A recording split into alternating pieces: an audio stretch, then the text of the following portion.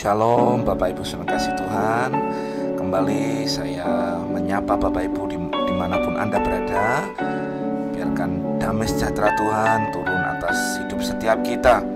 Saudara, pada renungan hari ini kita akan belajar tentang apakah iman itu. Kehidupan Kristen adalah sebuah kehidupan iman. Ibrani 1 ayat 17 berkata, orang benar akan hidup oleh iman. Tapi apa artinya hidup oleh iman? Abraham dipakai sebagai sebuah contoh dari seseorang yang hidup oleh iman. Marilah kita melihat kehidupannya untuk berusaha mengerti apakah kehidupan iman itu sendiri. Yang pertama adalah Allah yang memulai iman. Dalam Ibrani 11 ayat yang ke-8, firman Tuhan berkata, karena iman Abraham taat ketika ia dipanggil untuk berangkat ke negeri yang akan diterimanya dan menjadi milik pusakanya. Lalu ia berangkat dengan tidak mengetahui tempat yang ia tujui. Abraham tidak memanggil Allah, ia dipanggil oleh Allah, dan ia meresponi dengan iman. Iman adalah respon kita kepada apa yang Allah mulai untuk diri kita. Beberapa orang mengajar bahwa iman mereka membuat segala sesuatu terjadi. Ini bukanlah kebenaran 100%, tapi malah berujung pada yang namanya kesombongan. Iman sejati percaya kepada apa yang telah Allah katakan, bukan apa yang kita ingin Dia lakukan. Jadi iman timbul dari pendengaran, dan pendengaran oleh firman Kristus. Demikian Roma 10 ayat yang ke-17 menyatakannya. Ketika kita percaya pada sesuatu yang Allah tidak memulainya dan berusaha membuat Dia meresponi kepada apa yang kita sebut iman tadi, kita tidak ada dalam alam iman, tapi sesungguhnya kita sedang memanipulasi dengan menyebut itu sebagai iman. Contohnya, sebagai seorang gembala, pelayanan saya hanya sah ketika saya meresponi pimpinan dari Bapa Surgawi. Jika saya memulai dan mengharapkan dia menjadi responder, perannya terbalik. Saya ada di posisi Allah dan ia adalah hamba saya. Yesus mendemonstrasikan kehidupan iman ketika ia ada di bumi. Ia berkata, aku berkata kepadamu, sesungguhnya anak tidak dapat mengerjakan sesuatu dari dirinya sendiri, jikalau ia tidak melihat Bapa mengerjakannya. Sebab apa yang dikerjakan Bapa, itu juga yang akan dikerjakan anak. Yohanes 5 ayat 19. Segala yang Yesus lakukan adalah respon pada apa yang Bapanya mulai. Ia memilih para murid karena Bapanya yang menyuruh dia. Dia tidak pernah melakukan sesuatu atas inisiatifnya sendiri. Inilah model bagi kehidupan beriman. Iman hanya meresponi pada apa yang Allah mulai. Yang kedua, saudara, Kristus adalah fokus utama daripada iman kita. Kepada apa yang Allah memanggil Abraham, Ia memulai programnya untuk penebusan dunia ini. Ia berjanji, olehmu semua kaum di muka bumi akan mendapat berkat. Kejadian 12 yang ketiga. Tetapi bagaimana caranya terjadi? Abraham dan Sarah dijanjikan sebuah benih.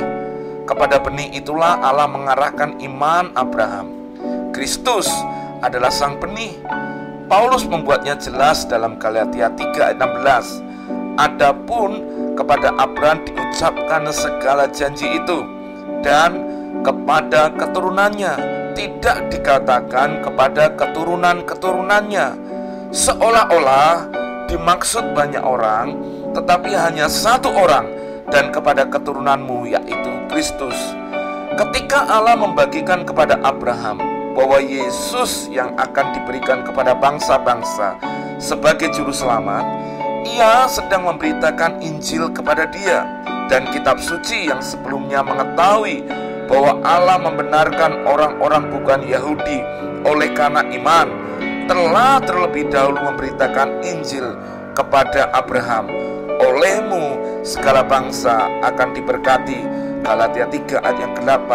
Yesus berkata, kepada orang-orang Yahudi, Abraham bapamu bersukacita bahwa ia akan melihat hariku, dan ia telah melihatnya dan ia bersukacita. Demikian Yohanes 8 ayat 56. Abraham mendengar kabar baik Injil dari Allah. Abraham dibenarkan dengan cara yang sama kita dijadikan benar, dengan percaya dalam Yesus. Satu-satunya perbedaan antara dia dan kita adalah ia memandang ke masa depan, yaitu salib Yesus, dan kita melihat ke belakang kepada dia yang disalibkan, yaitu Yesus Tuhan. Abraham percaya bahwa Allah akan memberikan kepadanya seorang anak. Kita percaya ia telah memberikan kita seorang anak. Dalam Alkitab, di Perjanjian Lama yang memakan kira-kira 80% dari Alkitab, ternyata iman hanya disebutkan kira-kira 15 kali.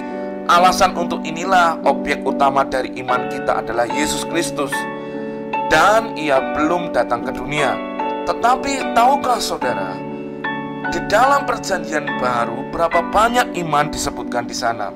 Ada kira-kira 115 ayat yang memberitahu kita ketika seorang percaya di dalam Kristus, ia diselamatkan, dibenarkan, atau dibuat benar dengan dia mempercayai apa yang Yesus lakukan. Ada total 150 ayat yang mendorong kita untuk percaya di dalam Kristus untuk keselamatan. Jadi pelajarannya jelas, Allah ingin kita menaruh kepercayaan kita ke dalam Yesus Tuhan. Ialah objek utama daripada iman kita. Yang ketiga adalah kasih karunia adalah mitra iman. Kasih karunia dan iman itu berjalan bersama. Mereka adalah mitra. Iman adalah rekan atau pelengkap kasih karunia. Oleh kasih karunialah kita diselamatkan melalui iman. Kasih karunia adalah sisi Allah, iman adalah sisi kita. Kasih karunia adalah apa yang Tuhan lakukan, dan iman bukanlah apa yang harus kita lakukan, tetapi bagaimana kita menerima apa yang Tuhan sudah kerjakan. Kedua hal ini adalah satu dan tidak dapat dipisahkan. Jika itu adalah kasih karunia, maka itu pasti oleh iman. Abraham bertanya, bagaimana Sarah dan aku dapat memiliki seorang anak dalam kondisi kami? Jawaban yang diberikan adalah oleh kasih karunia, by His grace. Kasih karunia berkata kepada Allah akan melakukannya. Iman meresponi, aku mempercayainya. Yang keempat adalah ucapan syukur adalah bahasa iman. Dalam Kejadian 12 ayat yang ke-7, Abraham diberikan janji lagi. Kali ini berkenaan dengan negeri yang akan diwarisi keturunannya.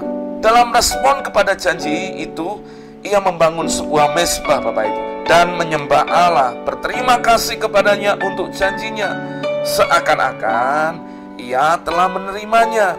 Namun orang Kanaan masih berdiam di negeri itu. Lihat di dalam Kejadian 12 ayat yang ke-6.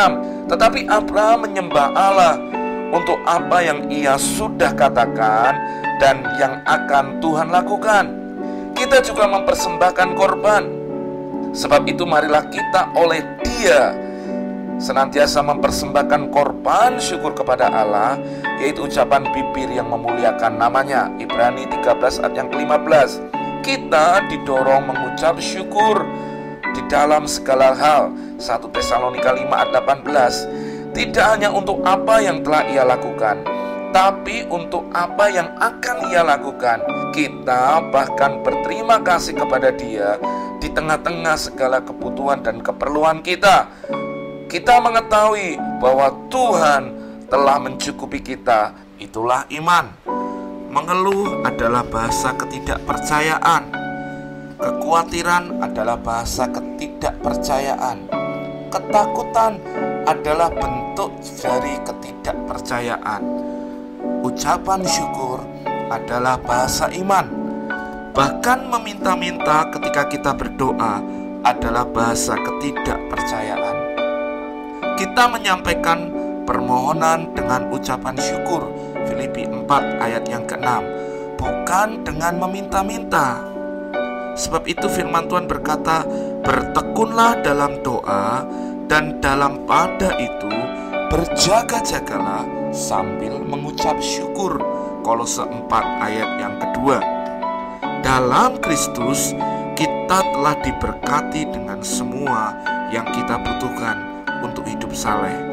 Iman, mempercayai ini, dan bersyukur atas anugerah Tuhan. Haleluya. Tuhan Yesus memberkati kita semua.